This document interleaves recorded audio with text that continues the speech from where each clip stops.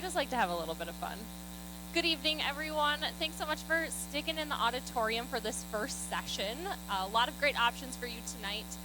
But we are going to talk a little bit about building your college list, this idea of finding your fit, which is a phrase that gets used very often in the college search process. But before we do that, you should probably know who we are.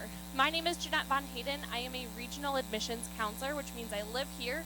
I actually live 2.8 miles away. It took me 5 minutes to get here today. And I'm going to be your admissions counselor if you choose to apply to Marquette. Marquette University, if you're not aware, is a good medium-sized school located up the road in Wisconsin, in Milwaukee, Wisconsin. We are a Catholic Jesuit school. All right, I am Tim Alberg. I am the Assistant Director of Admissions from Elmhurst University. I wore our gas station uniform tonight. I am not your regular admission counselor for Lake Park. I am subbing for her. She's lovely. Her name is Jenny Bogda. She's the other Assistant Director of Admission. We traded events, so she's in Chicago and I'm out here. I actually specialize with fine art students primarily, so if you're an art, music, theater, or digital media student, I will be your counselor.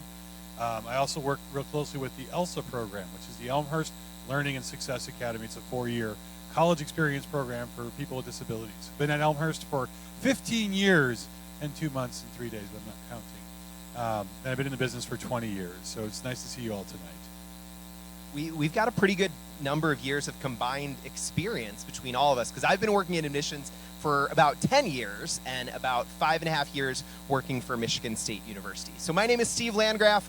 I'm one of our managers of Illinois recruitment. I do not live quite as close as Jeanette. I live in Forest Park, but I am the admissions counselor for Lake Park in terms of reading your application and doing visits. I'll be back here again in the fall to do a presentation. So if you came here thinking you would hear about our school specifically, that's not exactly what we're doing here tonight for this presentation. We're more kind of talking more broadly about finding your fit and different fit factors to consider, and more representing types of schools. So I am the token representative of a big public school, especially a big out-of-state public school, and then we have, you know, an in-state private school, smaller private school, and more of a medium-sized private school out of state as well. All right, so today's presentation is not just going to be us telling you about our experiences and lecturing at you. We want to make this a little bit more engaging and interactive. So if you have your phone on you, please feel free to pull it out. This isn't class.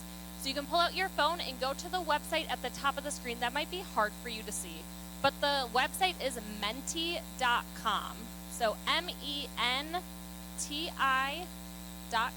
Like Mento, but without an O and an S. You got it. MENTI.com. So yes, we want you to take out your phone, parents, students. This is a way for us to hear from you and get a little engagement. Before we speak at you for a few minutes, we want to get a sense of who's in the room and where you're at in terms of thinking about this college search.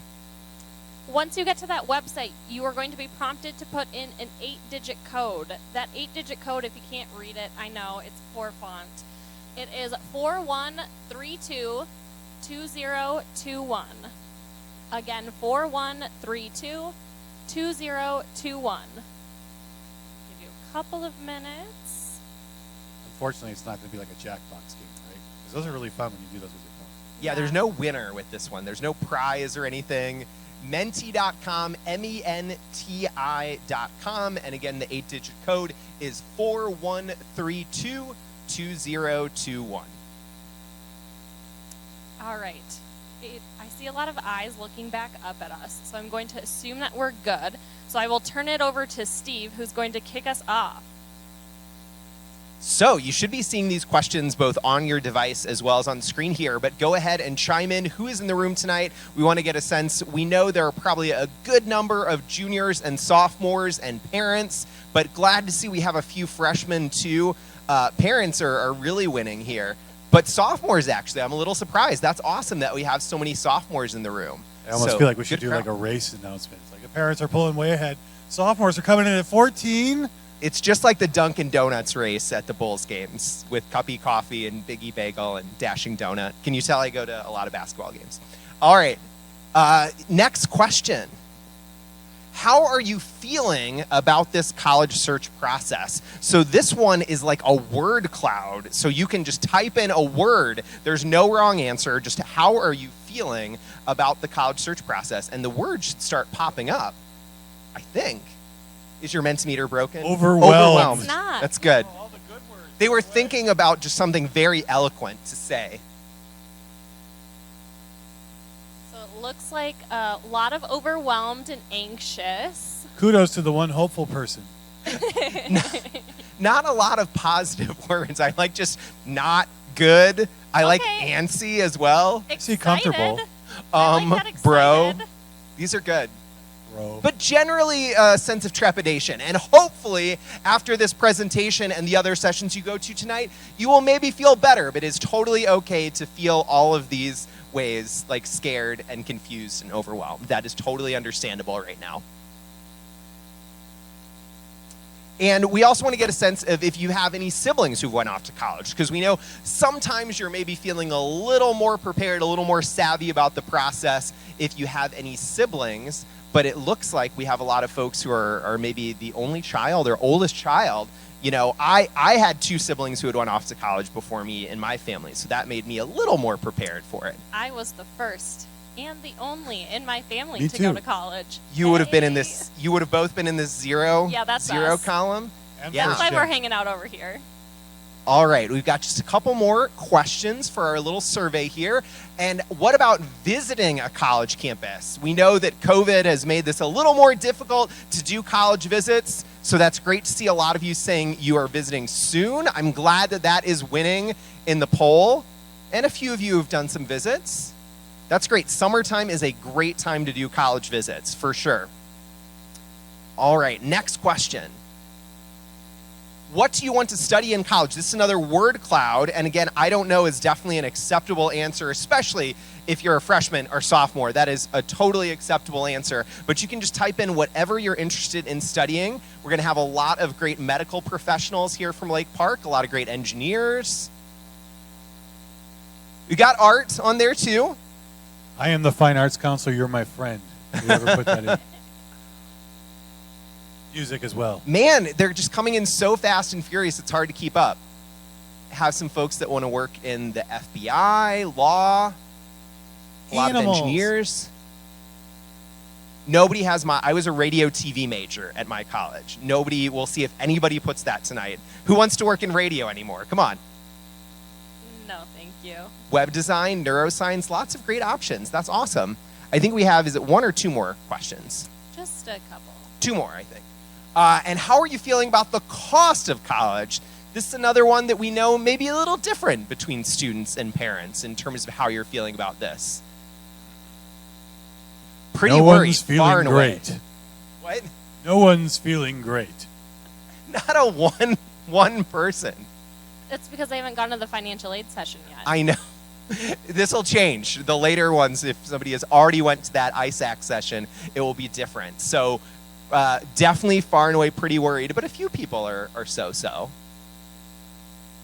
And this one's a little harder because this is more of a ranking. So this one is different than the ones we've done before. So more ranking. And this is sort of transitioning into thinking about these different fit factors that we want to talk to you about over the next half hour. So what are your priorities? When you're thinking about things that are really important for you as a factor, are things that maybe aren't important to you at all?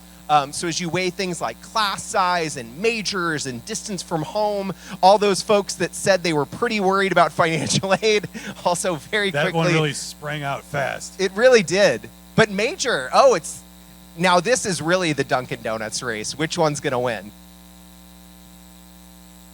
I think financial aid's still going to pull ahead, but it's close between major and financial aid. And class size, lowest factor right now.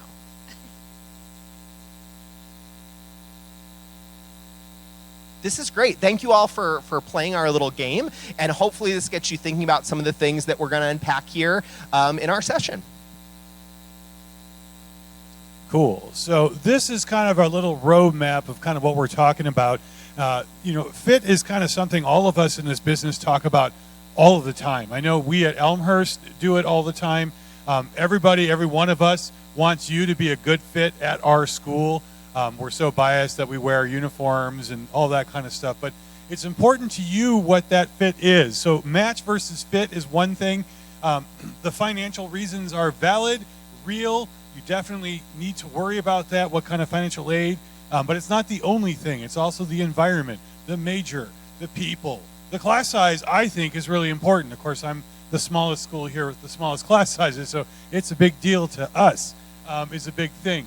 But learning all these key terms, too, all this stuff we're talking about, this is why this whole session is College 101, because the more you can wrap your arms around all of the stuff we're talking about, whether it's fit factors and the nice stuff, or FAFSA, FAFSA, and all those kinds of things, and financial aid terms, and each school is going to have its own names for its disability services, its own versions of programs and majors, its own names of centers and things like that. So the more you can understand that, it's good. And then assessing your best fit and taking action, kind of figuring out a way to narrow down that list as you go. You might start with 20 schools. You'll have dream schools and local schools like Elmhurst University and those kinds of things, and everything in between, and including community college too.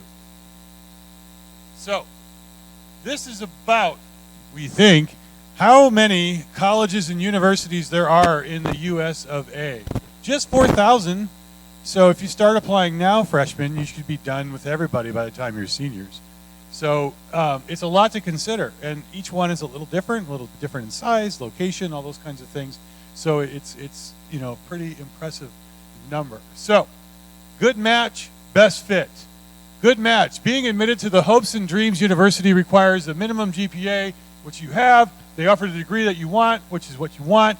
Best fit. I'm confident I could be admitted into this college based on my academic profile. I had an excellent meeting with a professor in the area I want to study, and I'm excited to work and mentor with them. Does that make sense with you, the differences in those two statements? I hope you're all yes. Cool. So this is where we kind of do the balance. This is our little Venn diagram. There at that arrow is where you want to be between your fit, the academic program that you want, and the financial fit. There's something to be said about, I'm going to go to the best engineering school or public health school or nursing school there is, but I can't afford it. Or I'm going to go to this one that's not necessarily the best, but I really got along with that professor, and I can afford it, and it feels like a nice campus. That's kind of what you're hoping for. It feels like you belong there. And that's sort of an abstract feeling, but it's something we'll talk a lot about.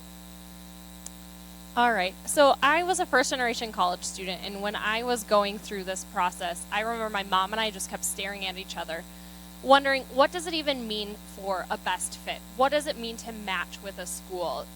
The college search process is filled with so many different terms and languages and phrases that are just so new to us in this process. So we wanted to take a minute to slow down and talk about what those phrases mean and why they should be important to you as you're looking at your best choice and your best fit school. So the first thing is in-state, out-of-state. Pretty self-explanatory, right? Is it in the state that I reside in? Is it out of the state? And what are the ramifications of choosing a school in either option? So being in district, for example, for a community college, is it going to be in district for you, and are you going to be paying a lower tuition rate because of that? Or is it going to be out of district, where you have to pay a little bit higher, but maybe it has the exact classes that you need? Same goes for in-state and out-of-state schools, especially for public schools, for example. We'll talk about that in a little bit when we compare public versus private. But it also, talking about private versus public, we will talk about this on the next slide, so I'm not going to spend too much time talking about this here. But I also want to highlight the middle 50%. A lot of universities highlight and say the middle 50% of students admitted to our school have this GPA. What does that even mean? And does it vary by college? Does it vary by specific major within an institution? Those are important follow-up questions that you need to be asking. Rarely, when you go up to a college fair table or you walk up to a school and you say, what is the minimum GPA for me to get in here? Will we give you an actual minimum GPA? Because the college review process at most institutions, those 4,000 schools that Tim talked about before, are using a holistic review process, which means we look at every single item that you're putting in your application. So when you say, what's the minimum to get in here, we can't give you a minimum because it varies by student and what we're looking for in that process. So instead, we're often going to throw you back to a middle 50%. That is a good idea to understand if you are a good academic fit. Tim highlighted that in that Venn diagram, right? Academic fit is very important in this process. Not only can you get in, but are there other similar students at that institution that are doing well at that school? So those are important things to consider and something that you should understand when we're talking about and you're interacting with colleges. The big debate, public versus private. Which one's better? I mean, if we had to say, I'd say Tim and I think that private's better. Steve will probably say public, but they both have their merits. Ultimately, again, this is going to come back to that personal fit component in that Venn diagram. The big things to understand, public means that it is partnered with your state. It often means that the tuition is going to be set by a state board or the state. Financial aid will often be set then by the state itself and not the institution. And if you are applying out of state into a public school, it is going to change your tuition rate. However, there are often reciprocity agreements or things like that that oftentimes can help lower tuition rates if you're applying to a public out-of-state school. It's also important to know that if you are applying to certain state institutions, a certain percentages of students have to be from that state that they are in. So that might change the ability for you to get admitted into different schools. So something to think about. On the flip side then, private schools, our tuition is usually set by a board of directors or a board of trustees, and it is set each year.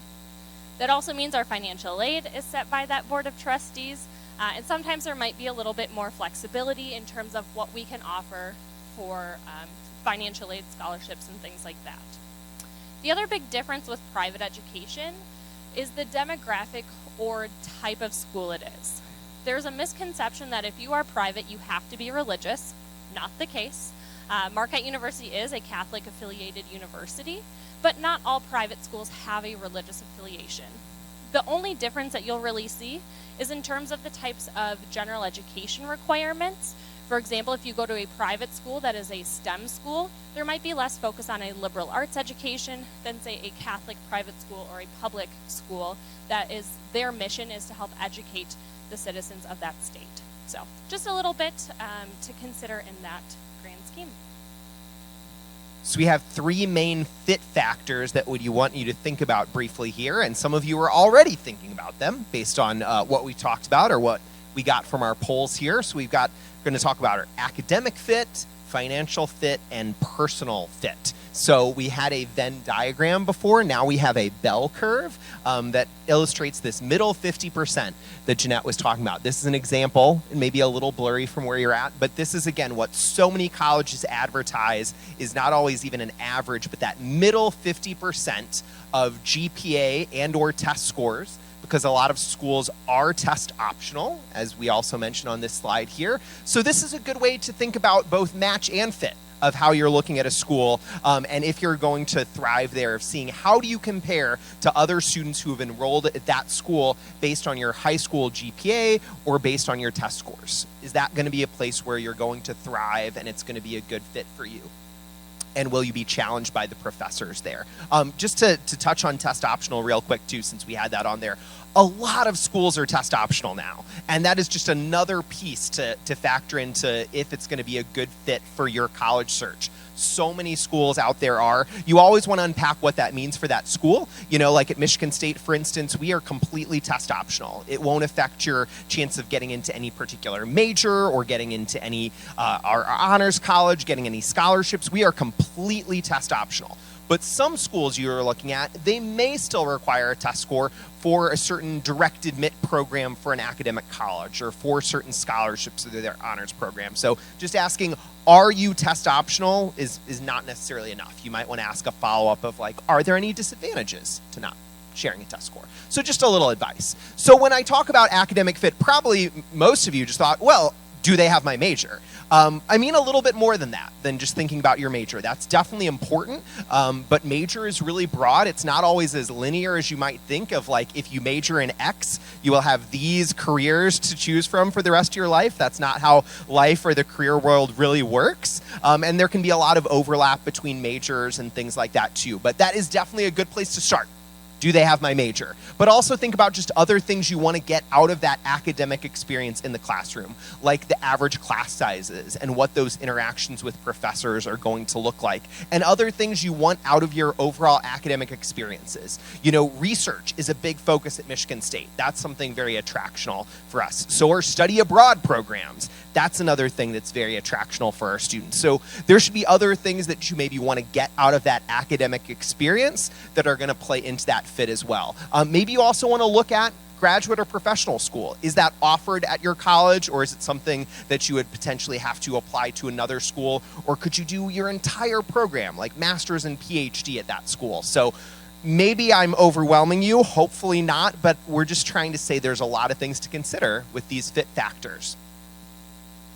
And we know for some of you, you've already selected your courses for senior year. Some of you, this is still kind of off in the future, but definitely be thinking about the curriculum you have in high school as you're preparing for your college search. A lot of our websites have great advice about things to be considering for high school, recommended coursework that we're looking at. We have a lot of really great high schools in Illinois, so you're really well prepared at a place like Lake Park with all the different offerings that we have here. But remember that we are just reviewing 3 years of classes generally. We are typically not looking at your senior year grades for your review process. We're looking at the courses you've chosen to take senior year, but we're really just looking at your grades primarily for freshman through junior year. So that's why we stress that and often talk about how junior year is really one of the most important.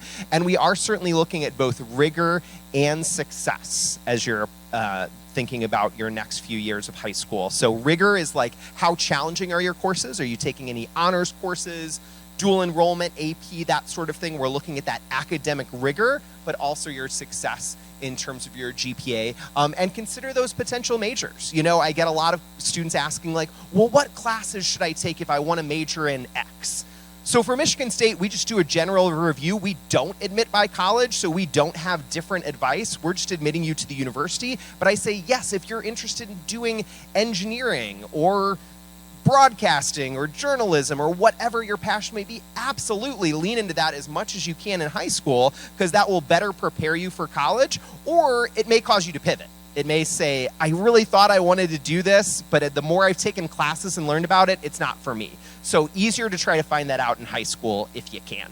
So now we are going to move on to the financial fit. You got it. Oh my gosh, how did I know? That's me. Oh, I good, know fine. that there was a lot of, I guess, trepidation around financial aid. I am not going to answer all of your financial aid questions here. I'm going to talk about it in the aspect of financial fit. So I would recommend tonight here during the sessions, there's an ISAC presentation diving deeper into financial aid. I want to take it from a perspective of making sure that this aligns when you're making your college decision. I understand we have a lot of sophomores in the room here. It is not too early to start talking about the realistic cost of college and what your family can afford. We don't have to break it down into dollars and cents, but at least getting a ballpark can make this more easy and understandable when you do get to that junior and senior year, and you can start narrowing down your college options. I also want to talk about the difference between sticker price and actual cost. Oftentimes, sticker price is not actually what you're paying, thanks to grants, scholarships, loan programs, things like that, work study, that can help you defray that cost. So make sure that you are working with financial aid counselors, working with your admissions counselors to make sure you're taking advantage of every opportunity as it relates to financial aid. Don't just look to the universities for finding financial aid. You have an incredible counseling staff here that can help connect you to local scholarship opportunities.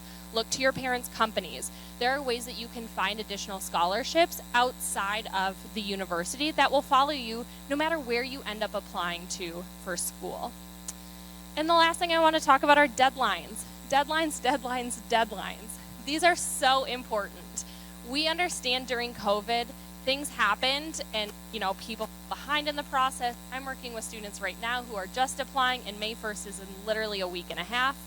But there are important financial aid deadlines at all of our institutions that you need to be aware of, because we are not able to forgive every deadline. There are some programs, Tim was mentioning a scholarship deadline for their scholarship program back in February. Those deadlines don't change just because something came up in your personal life. You need to make sure that you're keeping track of those deadlines, Maybe it's an Excel sheet, maybe it's a whiteboard. Find whatever is going to be easiest for you and your family to keep track of those deadlines, and especially as you start applying to multiple universities. But that's all I'm going to talk about for financial fit. I don't want to get too much in the weeds because we got a little bit to go here. Go to Nobody the wants to financial talk about session, that though. Definitely check that one out. Yeah, the financial session. So personal fit is kind of the stuff that I get into. Again, I'm a fine arts counselor at Elmhurst. We're a small liberal arts school, not very far from here, with about 70 majors and a nice intimate environment. So I get into that small classroom size. I get into that clubs and organizations piece. I get into that, it's pretty, there's trees. I feel like it's at college. When I applied for a job at Elmhurst, I had been working at several different schools in Chicago and walked out on their campus and just really liked the vibe, which is something it's hard to categorize. But I was like, geez, I kind of want to work here. It feels like college. Full disclosure, at the time, the tagline was what college ought to be. So it sort of pushed in there a little bit. But that's a big thing. And some of this other stuff, too. Religious affiliation might be important to you. Marquette, say your faith again at the school? Catholic Jesuit. Yeah, so that's a very particular population. People are attracted to that kind of thing. Elmhurst is actually the United Church of Christ. We're not meaning that you have to be United Church to come to our school. We're a very welcoming school, but we do have a faith environment that might be appealing to you. We have a really cool club called Spiritual Life Council where people of all different faiths get together and compare notes. The student demographics might be important to you. Is it big? Is it small? What's the diversity like?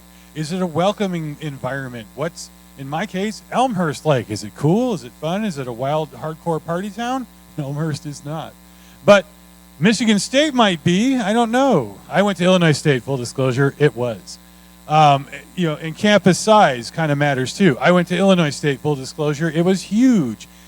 It was a little overwhelming for me when I first got there. I sort of bared through it, but my campus, and actually don't even know how big Marquette is. We have about 8,000 undergrads. 8,000, so it's a little bit bigger than we are. We have about 3,000, so we have a nice intimacy. We fill in a couple of blocks in Elmhurst. That might meet your needs. The number's right there. It was on the next slide. Yeah, I was jumping ahead. Look at me. So yeah, small, us, fewer than 5,000. Medium, them, 8,000 or so, between 5 and 15,000. Huge, large, them, Michigan State, 15,000 plus are here, U of I, Illinois State, Northern, DePaul to a degree, UIC. There's a lot of big schools in Illinois. There's a lot of small schools in Illinois too. But also where these places are located. Like, I went downstate for school, so we were just sort of an island in the middle of a cornfield. There wasn't a lot to do off the campus and so on. Elmhurst, we're located right outside of Chicago, just like this suburb. And we have a train station that goes right downtown. I don't know anything about where Marquette is. We're right in the heart of Milwaukee. Oh, yeah, see? There's Packer fans. So I don't know. But it might matter to you where it fits. And the best way to figure all that out is to, can we say it all together? Visit. Yeah, and that's the biggest thing. And that's been hard to do because of the pandemic. But you really want to come and visit. 4 exclamation points. Yeah, I can't highlight that enough because you will have, the virtual things are fun. You can do Zoom meetings with us. That's all well and good to get a feel for things. And if you believe me, it'll sound good. But if you come and see the place, that matters the most. So talking to your school counselors, talking to your teachers, that's a great resource. If you have a good relationship with your music teacher or your math teacher, if you're interested in engineering, or your bio teacher, if you're interested in the sciences, where did they go? What was important to them? What was their experiences like? Meeting with the college representatives. We have a job for a reason. We were joking during our little dinner that we used to think we were going to get replaced by little animated apps on an iPad where you just press it and me from 20 years ago pops up and just starts explaining Elmhurst to you. But we feel like still having that dynamic conversation is important, and hearing from us and our vibe and those kinds of things. Doing all our little virtual programming, using search tools, kind of getting into that habit, which is why I'm so proud of all of you sophomores and freshmen. No diss to the juniors, you're cool too. But you all are kind of dipping in a little bit early, and that's good to start wrapping your arms around this process because it can be overwhelming. I joke all the time that all of us have a fire hose of emails and texts and TikToks and thank views and all this other stuff and every other kind of marketing thing we could find and just spray it into your inbox. every single day. And so is them, and so is them, and so are the other 15 schools you're interested in. And so it's really easy just to delete, or never open anything or look at it ever again because you don't have that kind of time. So trying to keep on top of that stuff is important. And then, what do you want? What do you want from your college experience? Start asking yourself those questions. Not just the fancy major, that's important too, and not just what kind of scholarships, that is important, but what kind of experience do you close your eyes and dream you're going to have? Good questions to ask yourself. All right, so that is the conclusion of our session. We hope that you've learned a little bit about finding your fit. If there are any questions at this time, we can answer them. I know we've got about 45 seconds until the next Sorry session. if we talked too How much. precise. Well, we want to make sure you have enough time to get to your next session Yes. too. So we'll hang around, in the interim. But does anybody have a quick, short question? Yes. Go for it.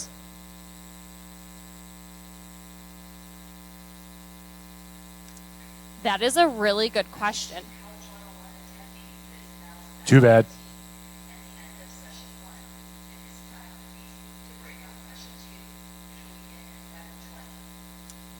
It does not. What I recommend doing is reach out to the schools you're interested in.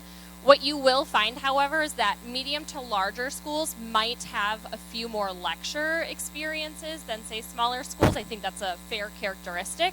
Yep. But definitely reach out to the school because there's different ways that they manage class sizes. Yeah. Just to give you a stat from my personal world of Michigan State has 39,000 undergrads, but about 76% of our classes have 50 students or fewer. So we also employ a lot of professors too. Thanks, everyone.